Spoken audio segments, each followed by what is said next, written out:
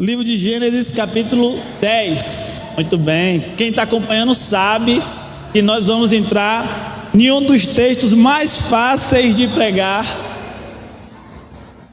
Um dos textos mais fáceis de pregar é esse texto aqui. Vocês vão ver que facilidade, ô glória. Aleluia. Todo mundo achou Gênesis 10? Obrigado. Leiamos o texto bíblico. São estas as gerações de Sem, Cã e Jafé, os filhos de Noé.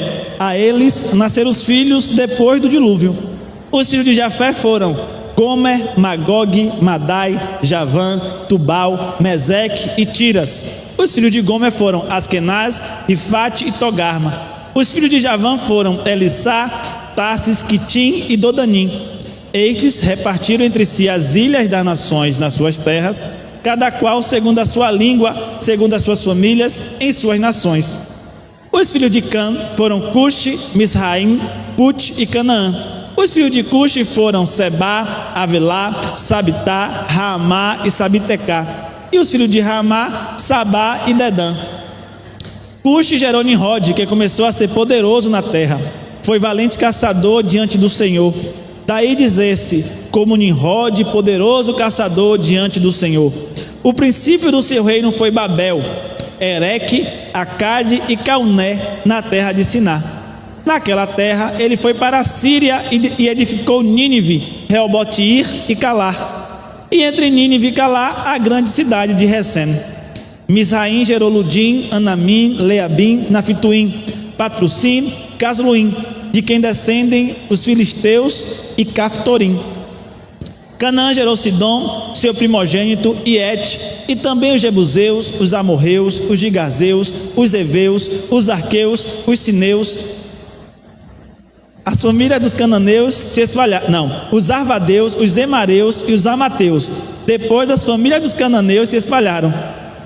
E a fronteira dos cananeus foi desde Sidom, indo para Gerá até Gaza, indo para Sodoma e Gomorra, Admá e Zeboim até Laza. São estes os filhos de Cã, segundo as suas famílias, segundo as suas línguas, em suas terras, em suas nações.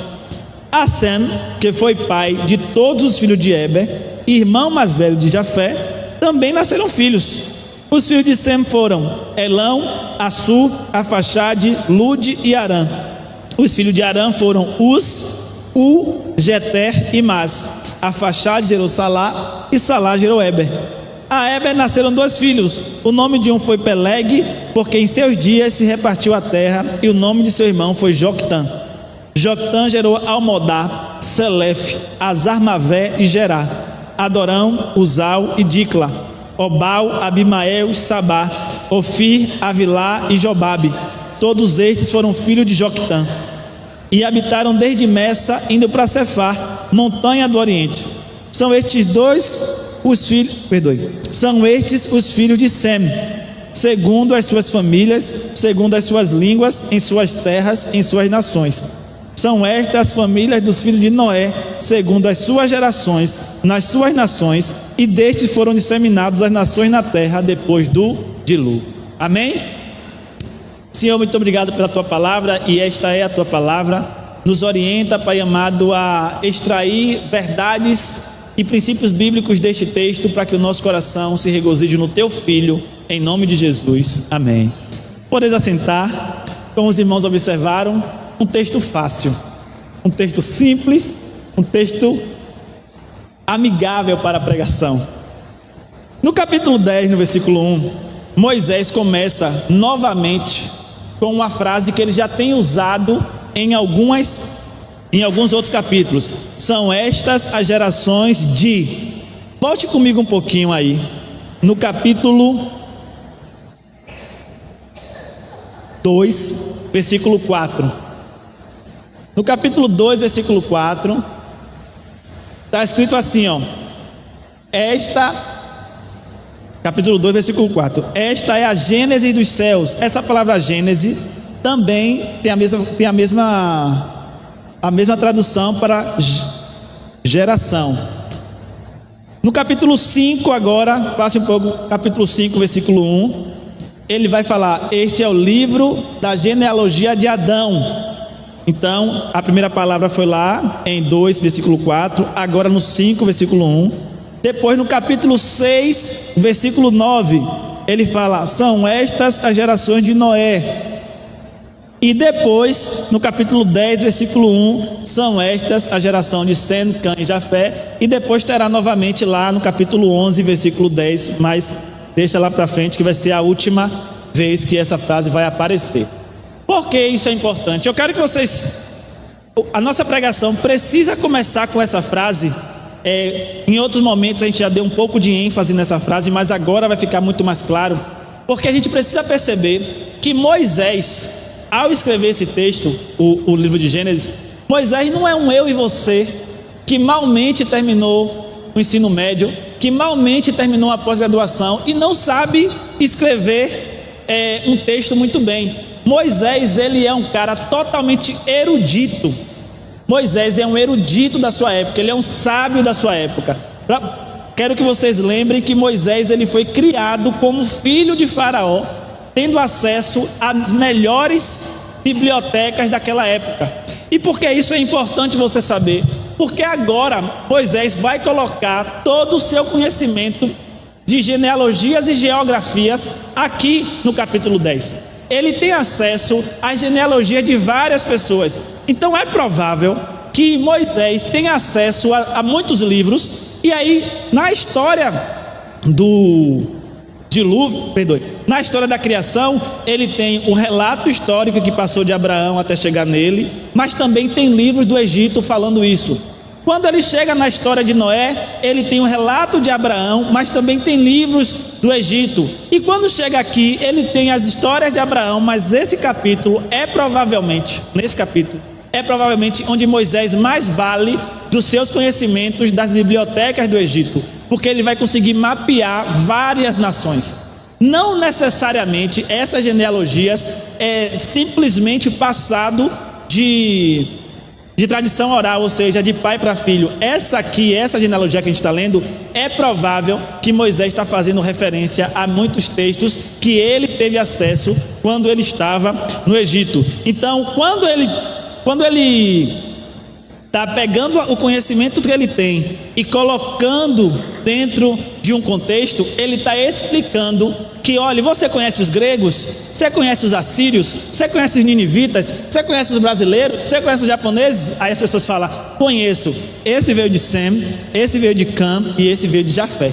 Então Moisés está explicando para aquele povo ali na frente dele, que esse livro está sendo escrito para um povo, para falar assim: olha, não pense que esses povos brotaram do nada, que cada um tem um Deus. Não pense que os gregos tiveram Deus e um Deus criou os gregos e outro Deus criou e um outro Deus criou os medos e outro Deus criou os persas e outro Deus criou... Não, o único e exclusivo Deus criou a humanidade, e esses povos todos que estão espalhados são criação do mesmo Deus. Só para vocês perceberem como essa história precisa ser contada, como a gente precisa perceber essa história, funciona assim, ó. Adão está vivo até Lameque. Lameque, pai de Noé. Adão está vivo até Lameque. E Adão conta a história até Lameque. Lameque, pai de Noé, passa a história para Noé. Noé está vivo até Abraão. Noé passa a história para Abraão. Abraão está vivo até José. Abraão conta e vai passando a história até José. Até José. José vai para o Egito, e toda essa história, não sei se vocês estão acompanhando comigo, de Adão até José. Quando chega lá em José, esse José passa essas informações para esses egípcios. Então tem um relato histórico, tem a tradição oral na família de José no Egito, tem a tradição oral dos hebreus no Egito, mas vem Moisés com essa tradição oral e tem a riqueza do conhecimento das bibliotecas do Egito. Então é como se Moisés estivesse agora modelando, como estivesse ensinando a esse povo: olha, vocês escutaram assim de José, vocês escutaram assim de Arão, vocês escutaram assim de Tera, vocês escutaram assim, é verdade, mas agora veja como isso está ligado a Noé.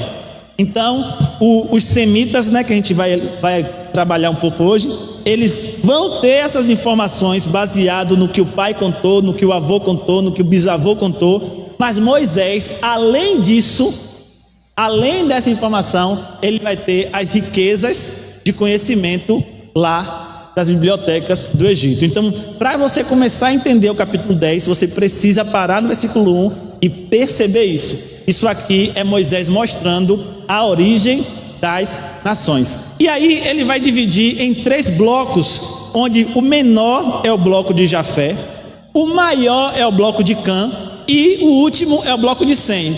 Por que o menor é de Jafé? Porque na época que Moisés estava escrevendo isso, os descendentes de Jafé não era tão influente ali naquele meio.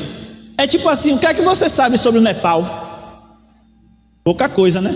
Agora sobre os Estados Unidos é provável que você saiba muito mais do que sobre o Nepal. O que é que você sabe sobre Iêmen? Pouca coisa, né? Mas sobre a Argentina é provável que você saiba muito mais do que sobre o Iêmen. Então, para Moisés, ele dá mais foco no que vai mais falar com aquele povo e menos foco no que não vai falar tanto. Porque naquela época, os jafetitas, filhos de Jafé, filho de Noé, não era tão influente para eles. Então, Moisés não vai gastar tanto tempo com Jafé. Porém, ele vai gastar muito tempo com Cã. E ele vai explicar muitas coisas aqui que, para Moisés, ele está só dizendo a história. Mas para mim e para você, que tem a Bíblia completa, você vai ver que ele começou a explicar várias crises do futuro. A gente vai chegar lá. E depois ele finaliza com Sem. E eu quero que você grave isso. Eu sei que é difícil amar genealogias, eu sei que é difícil. Mas a genealogia está na Bíblia por um motivo específico, muito belo. Quando você se apaixona, você se apaixonou pelo seu esposo, você se apaixonou pela sua esposa. Depois disso, a segunda coisa que você tem que fazer é conhecer a família. Então você tem que levar. Eu tive que ir lá pedir a mão de Carla, a minha sogra. Outro dia eu conto essa história, mas foi muito engraçado. Eu tive que ir lá, minha sogra falou: ah, você está namorando com Carla? Então tá bom. Oxe, nem precisei pedir, mas tudo bem, mas eu tive que ir lá. E aqui está acontecendo uma coisa que você precisa saber. Você é apaixonado, você deve ser pelo menos, você deveria ser apaixonado ou apaixonada por um homem chamado Jesus Cristo. E toda a genealogia é Deus explicando a família do seu amado. Então Sem termina porque é de Sem, e eu falei isso na semana passada, e você vai ver que a Bíblia constrói isso página após página. É de Sem que vem o meu e o seu amado. E você vai perceber também que toda a linhagem de Jesus está contando a história de Jesus. Toda a linhagem de Jesus está contando a história de Jesus. No finalzinho dessa noite, desse culto, a gente vai ver um pouco sobre isso. Mas aí, sobre Jafé, no versículo 2, a gente tem alguma informação importante. Não vamos dar tanta ênfase nele, vamos dar mais ênfase em Canaã, em Sem. Mas em Jafé, no versículo 2, ele fala: os filhos de Jafé foram Gomer, Magog, Madai, Javã, Tubal, Meseque e Tiras. Os filhos de Gomer foram Askenaz, que a gente pode conhecer como a Alemanha, Rifate e Togarma. Os filhos de Javã foram Elisá, de onde veio os gregos, Tarsis, de onde veio Paulo de Tarsis, Quitim e Dodanim. Versículo 5: estes repartiram entre si as ilhas das nações. Eu e você lemos aí nações, né? Mas essa palavra é a mesma que você vai ler daqui para frente quando falar gentios. Então, onde está escrito nações, aqui no contexto é nações, mas vai ser a mesma palavra que eu e você vamos ler no futuro como gentios, nas suas terras, cada qual segundo a sua língua, segundo as suas famílias, em suas nações. Nesse contexto, nações é nação, porque ele está falando sobre a divisão de terra.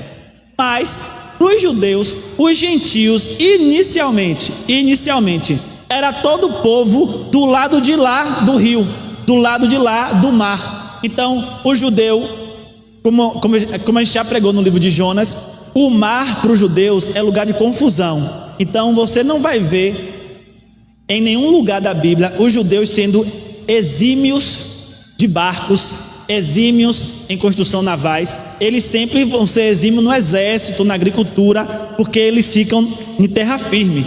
Mas os jafetitas, eles se tornam exímios em navios. Se você for procurar na história, os grandes navegadores são os europeus.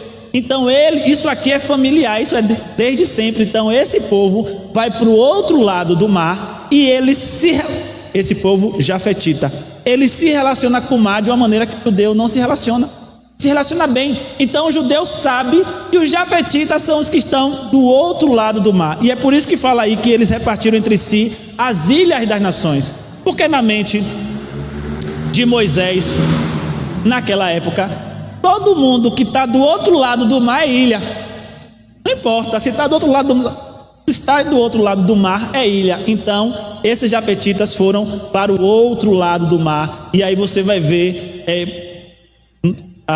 os historiadores, os arqueólogos e os geógrafos, não sei se é assim que fala, mas eles ligam algumas nações a essas palavras, mas eles não conseguem ligar todas as nações. Como eu já falei enquanto lia, eles dizem que Magog provavelmente é a Rússia, Askenaz provavelmente é a Alemanha, e Elisá não é provavelmente não, é quase certeza. Elisá é quase certeza que é a Grécia, e Tarsis é a mesma cidade onde Paulo sai, né? Tarsis vem ali da onde a cidade sai. Então esse povo está ali na parte de cima da Europa. E aí, como não sei se vocês são tão bons de histórias quanto eu, não sou nada bom de história, tudo que eu preciso de história eu vou estudar, vou ler na internet.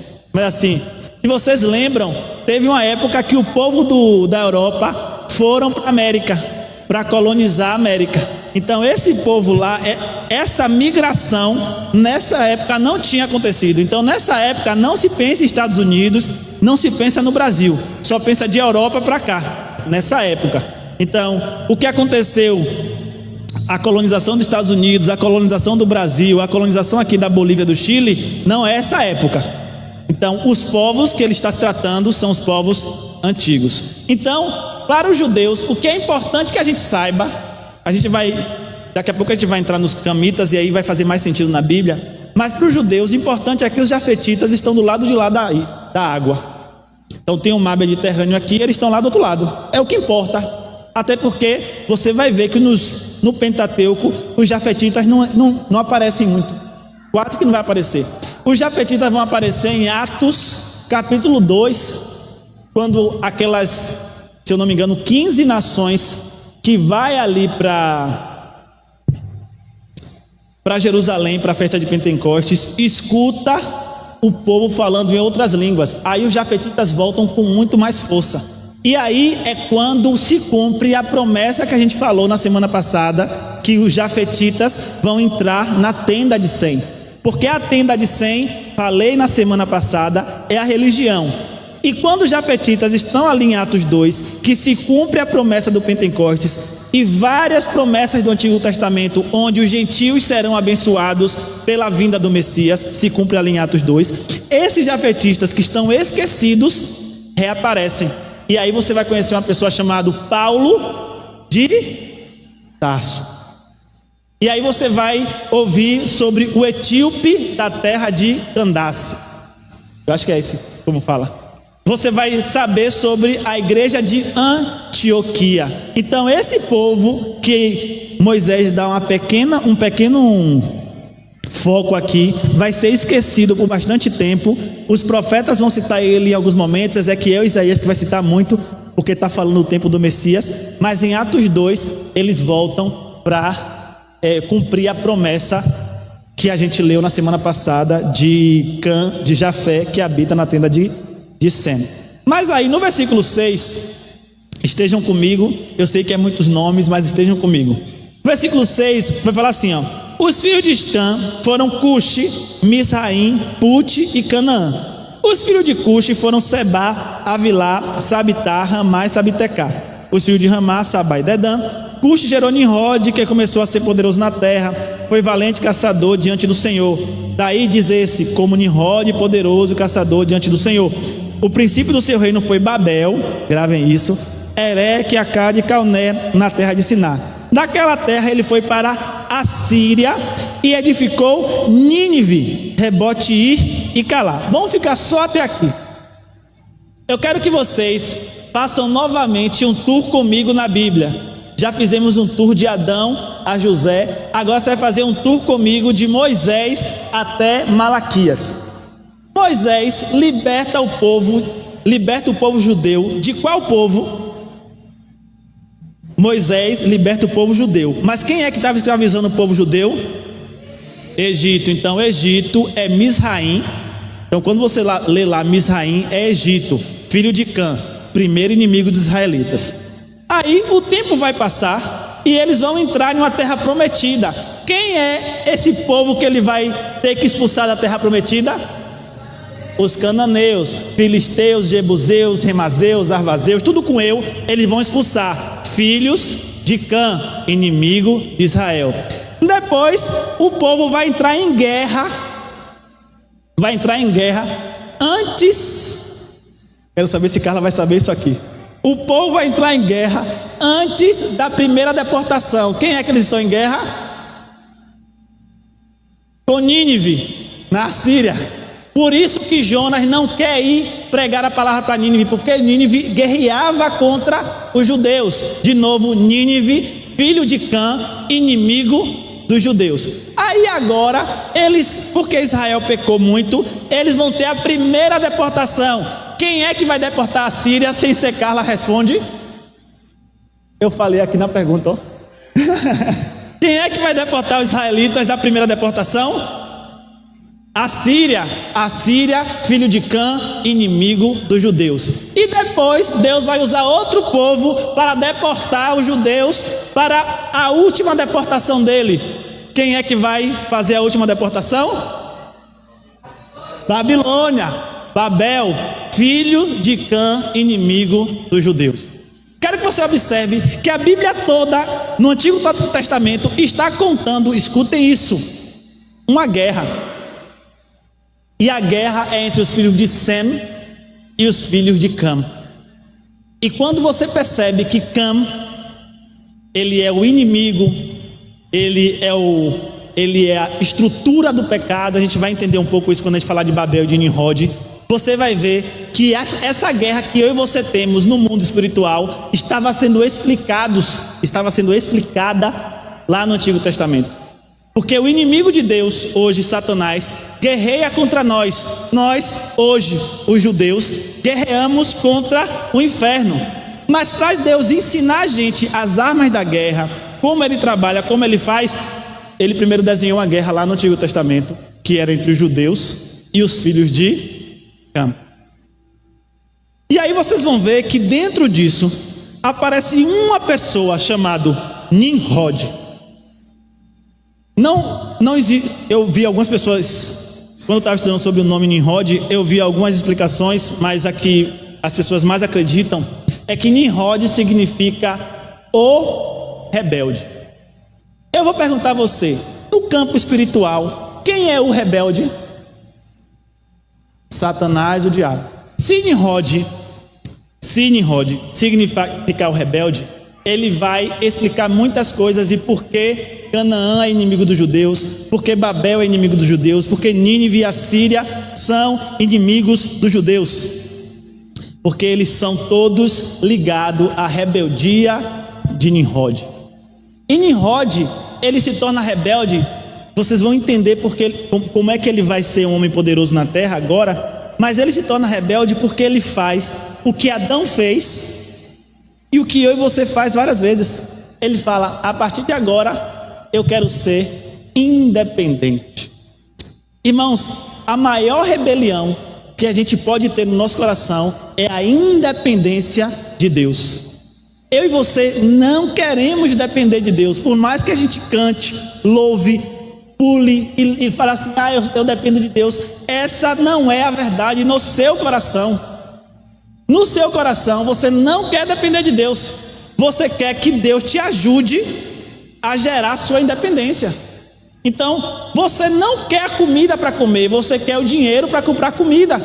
Você não quer roupa para vestir, você quer o dinheiro para comprar roupa. Porque se você comer o que Deus vai dar, você vai ter que comer o que Ele quer te dar. Mas se Deus te der o dinheiro, você come o que você quer comer. Você quer ter roupa para vestir, só que você não quer só a roupa que Deus vai mandar, porque você não quer usar roupa de bazar. Eu quero dinheiro para comprar roupa que eu Quero. E eu estou falando de roupa e comida porque é o básico. Isso aí a gente pode ir para muito mais longe, mas o que a gente quer, na verdade, é estar totalmente independente de Deus. E a dependência de Deus tem que ser mínima. Eu preciso ser dependente dele para ter acesso às bênçãos, mas não posso ser tanto para não ter que passar algumas vergonhas que eu sei que as pessoas que dependem de Deus passam. Saiba que depender de Deus, na maioria das vezes, é passar vergonha. A maioria das vezes, depender de Deus é passar vergonha. Aí você vai falar assim: oxe, como assim? É isso aí mesmo. Não pense que para Jesus, naquele momento de dependência na cruz, ele estava assim, pomposo. Não pense que Paulo, quando escreve sobre o seu apostolado, ele fala assim: olha, eu sou apóstolo e eu trabalhava mais do que todos vocês. E por que eu trabalhava mais do que todos vocês? Porque para não ser pesado para a igreja, e vocês, ao ofertar na minha vida, não dizer que eu tenho que fazer o que vocês querem que eu faça. Então, o que Paulo trabalha tudo é para falar assim: ó, eu sei que se eu depender da igreja, a igreja vai falar assim: ó, já que eu estou pagando o seu salário, você tem que fazer o que eu quero. E aí o que é que Paulo fala? Não, então eu vou trabalhar. Porque a gente quer ser o quê? Independente.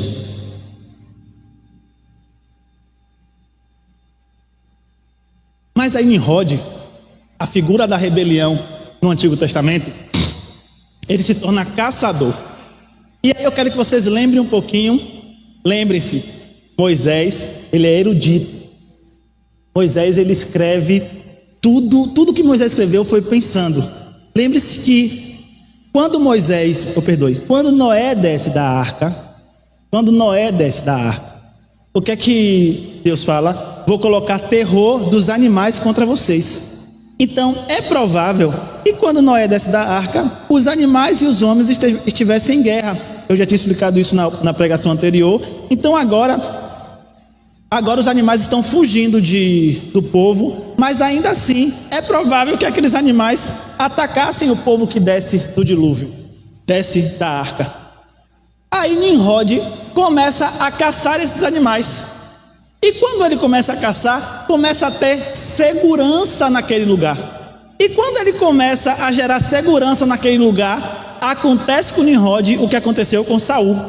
O que é que aconteceu com Saul? O povo olha e fala: nós queremos ser governados por um homem. E aí Nimrod fala o quê? Já que vocês querem ser governados por um homem, eis-me aqui. Aqui estou. Quero governar vocês. Então, até Nimrod, o que dá-se a entender é que cada família é uma família. Ó, você fica aí no seu sítio, eu fico no meu sítio, você fica na sua fazenda, eu fico na minha casa e a gente vive bem. Mas quando chega Nimrod, ele gera o princípio de cidade. O princípio de cidade começa com Nimrod. E é por isso que a Torre de Babel vai se tornar o ápice da rebelião na antiguidade.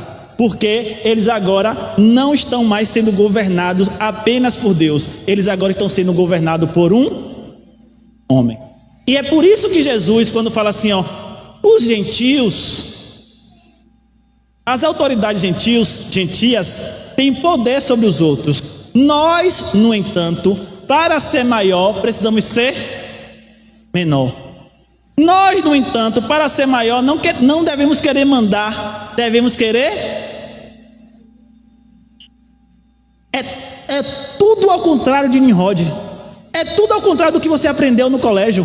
O colégio te ensinou a você ser rico, a você crescer, a você ser importante na terra. Você está fazendo uma faculdade para você ser uma pessoa importante. Você tem um Facebook para falar da sua vida. Você tem um Instagram para as pessoas verem como você está crescendo na vida. E aí tudo isso aí é o que Nimrod quer. Mas o que é que Jesus quer? Servir. Colocar uma bacia, uma toalha e lavar o pé. O que é que Jesus quer? Eu tenho só um pão, vamos repartir o pão. Eu só tenho isso, então é nosso. Eu, sendo mestre, verdadeiramente sou mestre e senhor de vocês. Mas eu, sendo mestre, estou lavando os seus pés. Em contrapartida, temos aqui um homem chamado Nimrod. Aquele que é um caçador tão talentoso que virou um provérbio. Nimrod é um caçador tão talentoso que ele virou um provérbio que dizia assim, ó: grande homem é Nimrod, caçador diante do Senhor. Só para vocês terem ideia, Nimrod é que vai ensinar o povo a criar cidades. E aí aqui é por isso que Moisés dá um foco em Nimrod, porque ele explica: o princípio do seu reino foi Babel. Vocês sabem o que significa Babel? Confusão. O princípio do reino de Nimrod foi Babel, o princípio foi confusão. E como foi que ele fez isso? Criando cidades. E aí a cidade que ele criou foi qual? Babel, a torre da desobediência. É Babilônia, o inimigo das nações. É Nínive, um povo que é totalmente grotesco. Quando você estuda sobre Nínive, você fala: meu Deus, o que foi isso aqui? Eles fizeram coisas horríveis, os ninivitas. Esses todos foram fundados por Nimrod, um grande homem na terra. Enquanto Nimrod, a figura dele aparece aqui para ser o grande homem na terra, Jesus, sendo o grande homem na terra, se torna o menor entre os homens na terra. Então aqui está tendo um grito. E Moisés está como se estivesse gritando a nós: cuidado com seus anseios, cuidado com seus desejos, cuidado com seus sonhos, porque muitas vezes os meus e os seus sonhos não é ser o menor, não é ser o servo, não é ser o esquecido, não é ser o que ninguém vai aplaudir. A gente quer ser o contrário, a gente quer ser o maior, o aplaudido, o homem grande perante ao Senhor.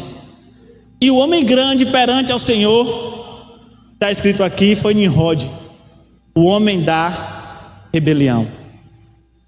Para nós é muito difícil ouvir isso que eu estou falando, porque nascemos em um contexto onde as pessoas acreditam: se te faz bem, está certo.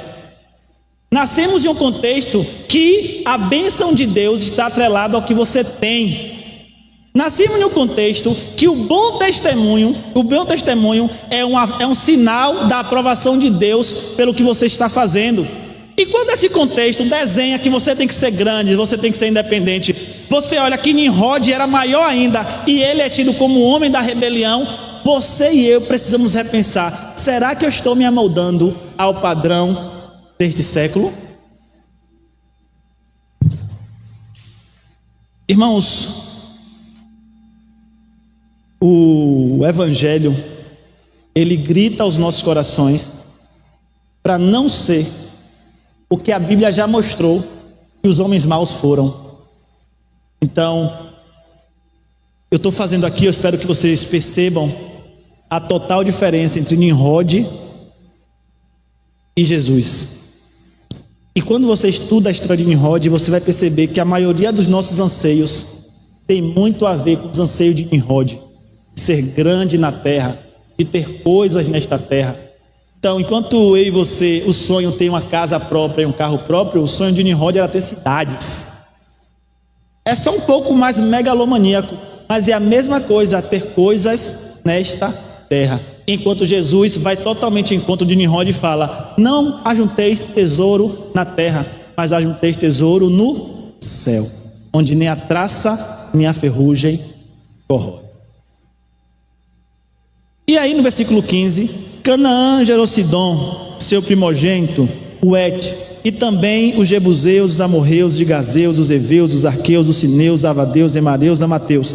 Depois das famílias dos cananeus se espalharam, e a fronteira dos cananeus foi desde Sidom, indo para Gerar até Gaza, indo para Sodoma e Gomorra, Adimá e Zeboim, até Laza. São estes os filhos de Cã, segundo as suas famílias, segundo as suas línguas, em suas terras, em suas nações.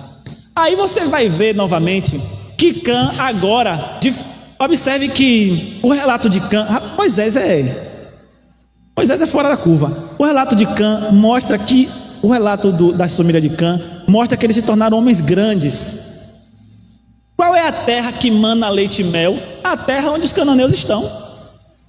Qual é a terra que as frutas são boas? Na terra que os cananeus estão. Quais são as cidades que dominaram o mundo na época ali, por bastante tempo, as cidades que foram fundadas pelos filhos de Cã. Então Moisés está mostrando, olhe, o pessoal de Cã é próspero. Imagine você, acabou de sair de 400 anos de escravidão, você estava sendo massacrado pelos filhos de Cã, e você, porque Misraim quer dizer Egito, filho de Cã, você está saindo agora de ser massacrado pelo filho de Cã, atravessou o deserto, está na porta e vai entrar agora em outra terra de Cã. A única coisa que está na sua mente, naquele povo, os judeus, é que esse povo de Cã é poderoso. Primeiro, naquela época a potência era Egito, eles eram escravos do Egito. Cã é poderoso. Agora os cananeus estão na terra que é a melhor terra que a gente tem notícia. Eles estão no meio disso, entre o Egito e os cananeus. Aí Moisés fala assim, ó, lá no capítulo 9: maldito seja Canaã, seja servo dos servos dos seus irmãos. O que Moisés está dizendo para os judeus é: agora é a hora da gente cumprir a maldição que Noé jogou em Canaã. Quando Moisés está escrevendo isso, ele está... Observe que a gente está lendo em domingo, né? Mas isso tudo foi lido de uma vez só. Então, quando eles leram o capítulo 10 de Gênesis, que não era capítulo 10 naquela época, mas quando eles leram o capítulo 10, eles tinham acabado de passar pela leitura do capítulo 9, e fala que maldito seja Canaã. Então, o povo está aqui no meio, entre Egito, grande potência, e Canaã, grandes homens, na terra que tem gigantes. Moisés está dizendo para eles: vocês estão aqui para cumprir aquela promessa lá atrás, e vocês estão aqui para subjugar esse povo aí na frente. Então, esse povo cananeu aí, observe, se você for lá em Josué, são palavras pesadas. Deus fala assim, ó: matem todos, matem crianças e animais, não faça negócio com esse povo, tire todo este povo da terra, porque Moisés estava preparando, ali foi Josué, mas a ideia é, a mentalidade daquele povo era tirar todos os cananeus para cumprir a promessa, a maldição de Noé. Então você vai perceber que quando a gente olha para nosso dia a dia, o que Deus quer, não faça trato com Satanás. Você vai falar assim: eu sou crente, eu não faço trato com Satanás.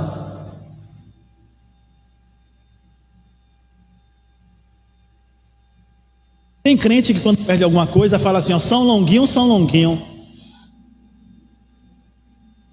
Trato com Satanás. Tem gente que fica falando assim, ó: se o universo quiser, o universo vai mandar para mim. Trato com Satanás. Não, é porque assim, ó, as good vibes e as boas energias, que trato com Satanás. Quando você liga a sua televisão e coloca para assistir o reino de Satanás, é trato com Satanás. O que a gente precisa aprender com esse povo, que eles não fizeram, e a gente faz também. Eles fizeram e muitas vezes a gente faz também. A gente sabe que ele é o nosso inimigo, a gente sabe que a gente precisa tomar a força, mas a gente faz esses tratos.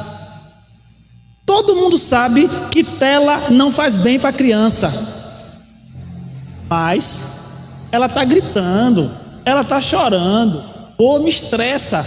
Vai ver aqui um pouquinho de vídeo no YouTube. Aí quando você vai ver, ela está escutando o quê? Felipe Neto. E aí Felipe Neto e Lucas Neto está ensinando o quê?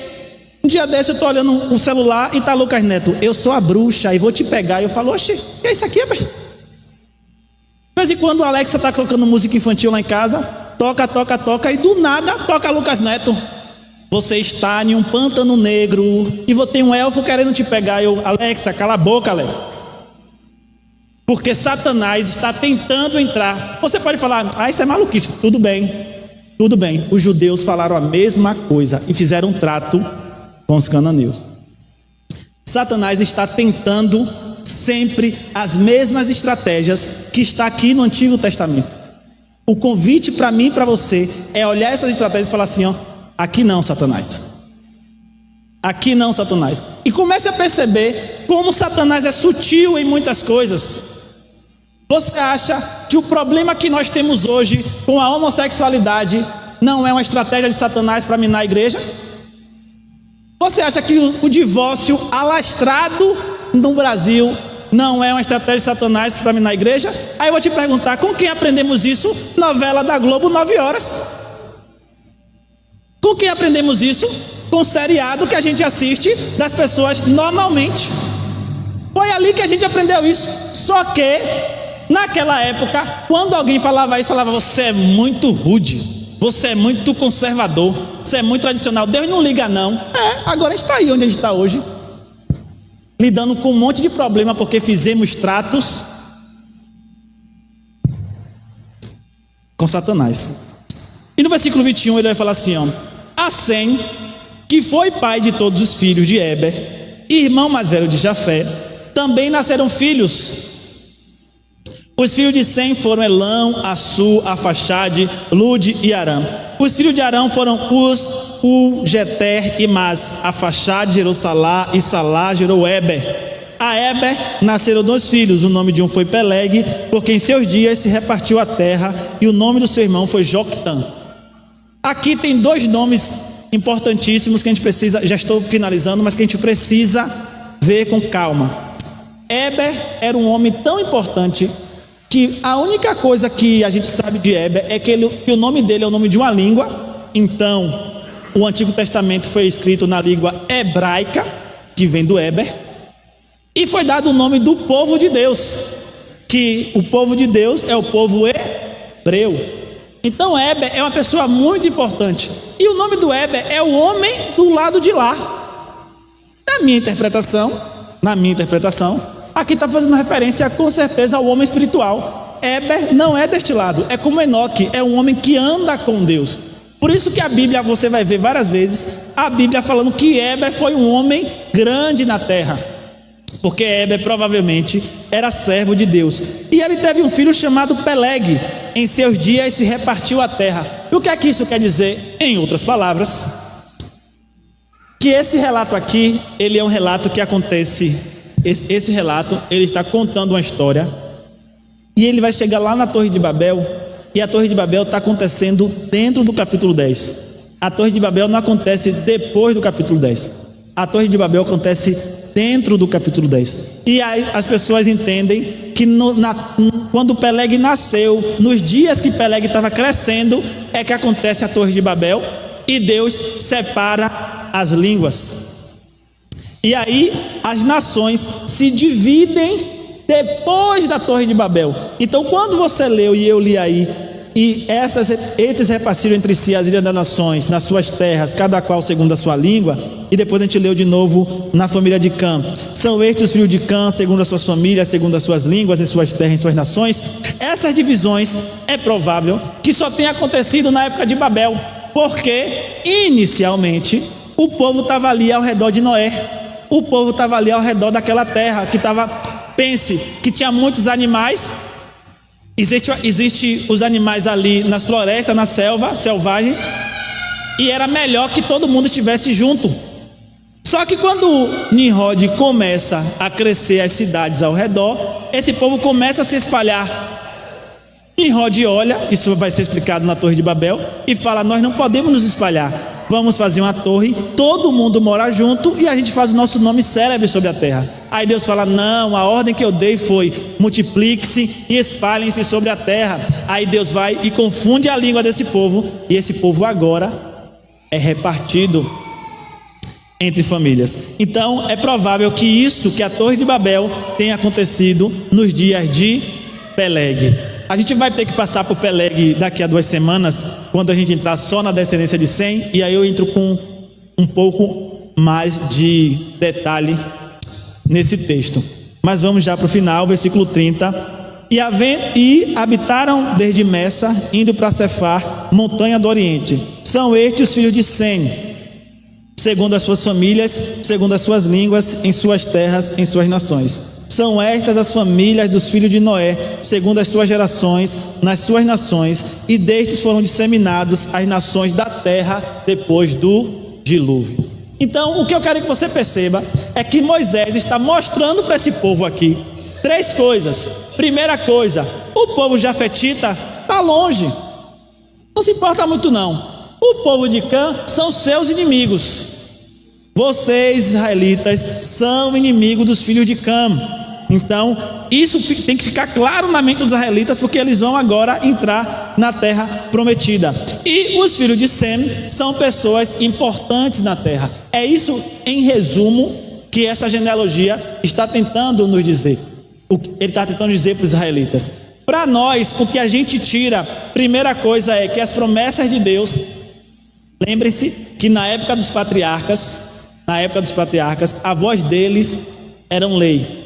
Na época dos patriarcas, a voz deles eram lei. Então, quando Noé abençoa e amaldiçoa, por mais que não tenha parecido que aquilo aconteceu, Moisés está dizendo, vai acontecer. Aconteceu com Canaã, aconteceu com Jafé e aconteceu com Sem. Então, Sem tem a bênção de Jafé. O que é a bênção de Jafé? Quero lembrar vocês, a bênção de Jafé é a prometida lá atrás que disse, da sua descendência nascerá um homem que pisará a cabeça da serpente.